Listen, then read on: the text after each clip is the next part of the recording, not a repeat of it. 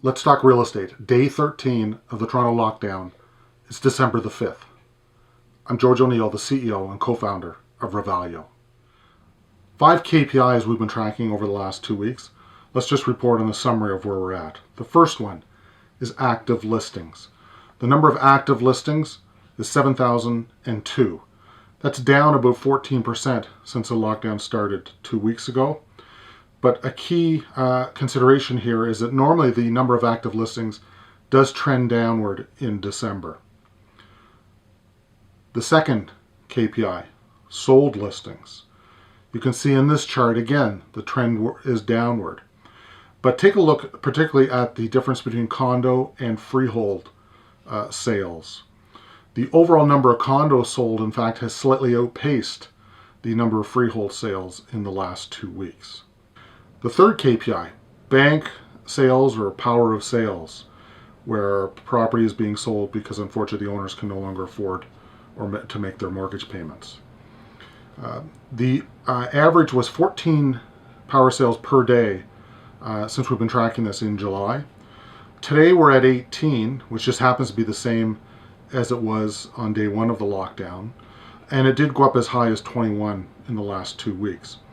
But again, overall, these are not large numbers.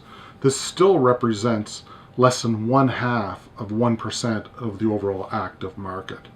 So we're not seeing a big spike in people not being able to afford their mortgages. The fourth KPI, price changes.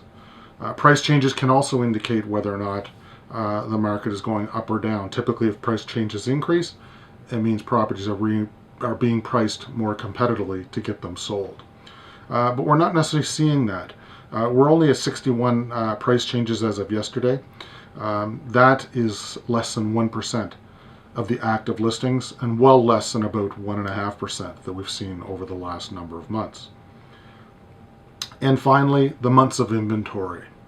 So this chart shows that we're currently at 2.6 months of inventory. That means if there were no new listings brought on the market, it would take about 2.6 months to sell everything that's available or that's being offered right now in the market.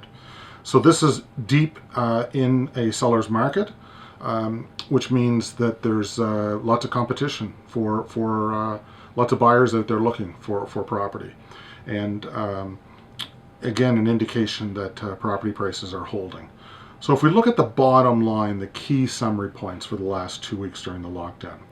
Well, Toronto remains in a strong seller's market. That hasn't changed. The prices are remaining strong. And the midterm to long-term outlook for condos would indicate is still positive because condo sales in the last 2 weeks have outpaced freehold sales. But condo prices have been pressured downward, so that's actually helping condo sales. But post-vaccine, you got to believe people are going to continue to want to live in condos for all the reasons that made them attractive before COVID. There's really no material increase in power of sales or bank sales, so that's good news.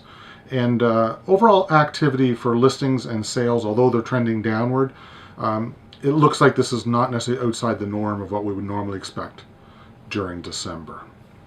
Leave your comments, subscribe, and check out revalio.com. Stay safe and stay well.